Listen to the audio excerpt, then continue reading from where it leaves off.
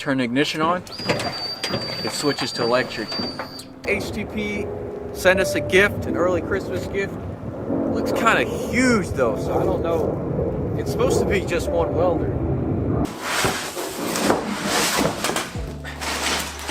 HTP has been one of my biggest supporters on this YouTube journey. I've been using their machines for over 4 years now. No problems, amazing machines. I needed something with more power, something I could punch through engine blocks and jet boats and stuff like that. This is a 300 amp machine.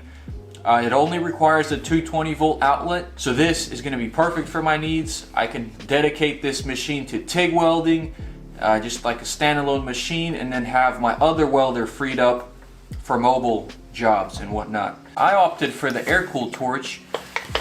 You could also go water-cooled with this machine. Anyways, I'm super excited to try it out. It does seem to be a little bit bigger than the Revolution 2500 machine. The user interface seems pretty easy to use. You have a bunch of features like square wave, triangle wave, and pulse. And so the first test was 1/2 inch thick aluminum, no preheating. I mean, usually you need to preheat this stuff, but I was surprised the machine did just fine and I was able to get some decent looking welds.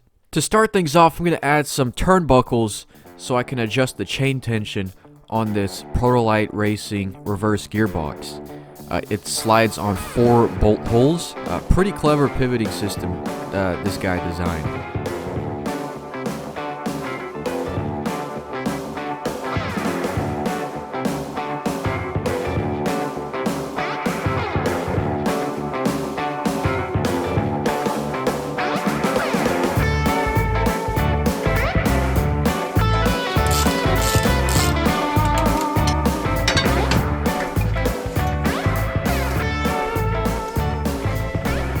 Alright, so we got the chain tightened.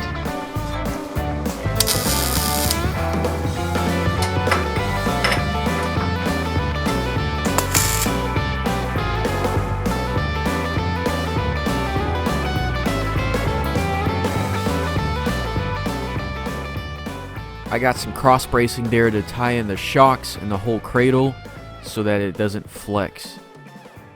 Got a pry bar on the gearbox. That thing is not moving. We got it solid and secured, and it's fully adjustable. So I'm not going to hook up the reverse in this episode. I'll probably do it in another episode, but for now I'm going to go ahead and put the radiator on and all the exhaust.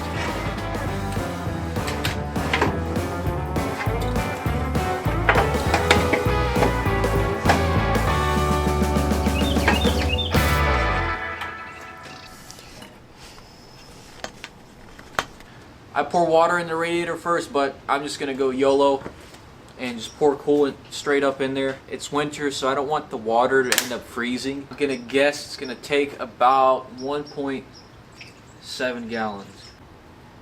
Alright, that's 1 gallon. Okay, thankfully I do not see any leaks. 1.25 gallons. I was expecting more. Are you looking for the perfect gift this holiday season?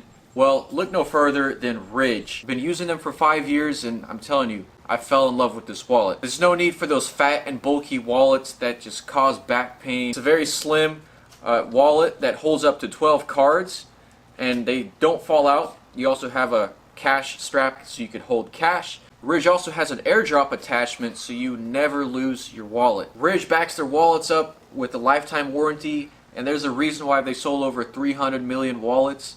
There's over 50 different flavors you can choose from. This is the forged carbon one. They also have titanium and carbon fiber. So if you're looking for the perfect gift this holiday season, look no further than Ridge. Ridge is offering you guys up to 47% off your favorite things on their website. You could go to ridge.com/Vasily or use the link down below. Again, huge thanks to Ridge for sponsoring this video, but let's get back to the live action.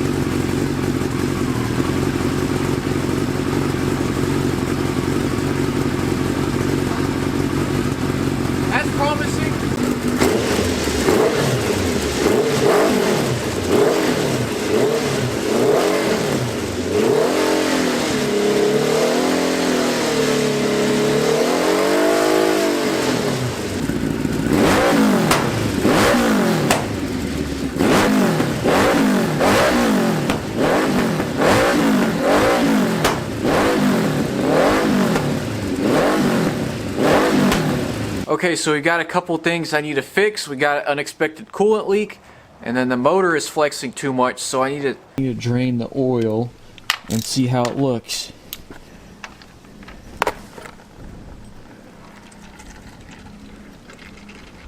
Okay, that's fine.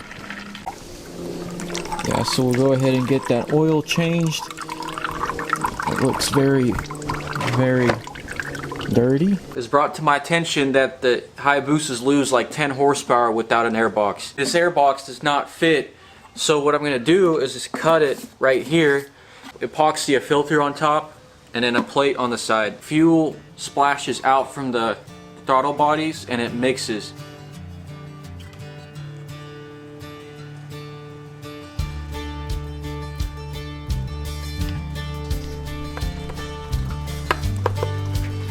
Alright, so I epoxied a plate there to close that off.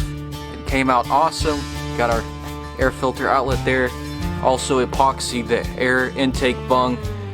So yeah, this is gonna be a lot better than just running straight up cone filters. So the last thing on the list are the front brakes. So I got these thick 1/2-inch tabs for the front brakes. I have yet to set them up. These are GSXR 600 calipers. I am very pleased with the quality of these Sendcut sand parts. I was able to tap this hole without any drilling, and this is 1/2-inch thick.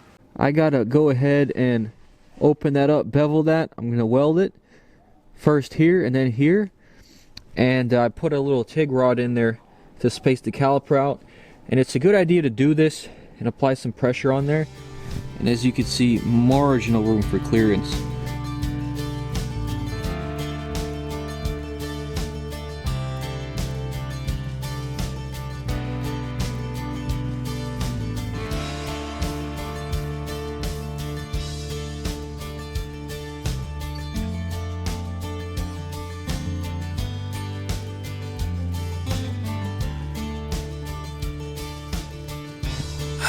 Alright, so the hubs spin freely, we got the brakes welded on.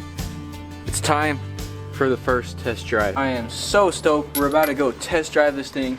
The front brakes were the last thing on the list for now. I gotta say guys, huge shout out to Rock Tricks for supplying me with these wheels. They did release a beadlock version of their wheels, which I think looks sick. I wish they had those back when I contacted them, but also huge shout out to Rocky Mountain ATV for these Tuss Terabyte tires. Really excited to try them out. Rocky Mountain ATV is a huge OEM part specialist and aftermarket part specialist for ATVs, motorcycles, side-by-sides, and all that kind of stuff. Alright, let's get it. We do need to get me some rock sliders. Ooh, that gauge cluster.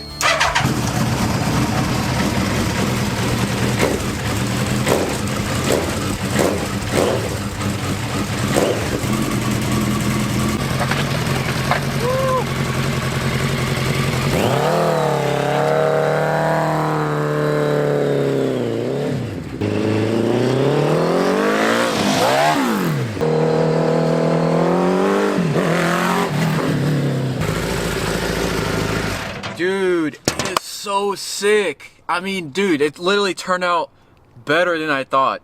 The electric power steering is sick. Like check this out. This is manual, then we turn the ignition on. It switches to electric. Dude, and this thing is so sick. The gears shift perfect. There's no slop. Yeah, I'm just incredibly happy. It actually pulls really hard, and I only gave it like a quarter throttle. Dude, this is sick. Let's go, guys. Let's freaking go. We still got a ton of work to do, but this is a good start. I think I'm gonna button a few things up, and then we're gonna take it tomorrow on some little jumps, some off-road, and see what it does. So guys, stay tuned. One really sketchy thing about this buggy, I will say, is the gas is where the clutch is. So I'm not used to that at all. And a couple times I panicked and I hit the clutch in and I revved the buggy up. So the way it is, my master cylinder is in the middle, and that's kind of where the brake pedal falls. Also, our kill switch is back here, so I gotta kind of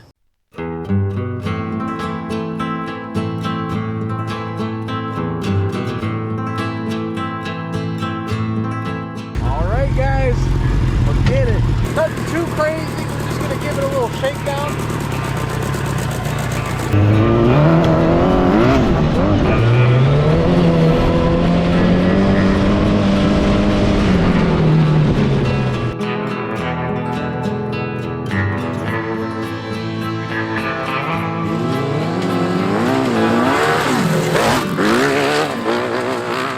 Dude, this thing is sick. I mean, the chain is skipping a little bit.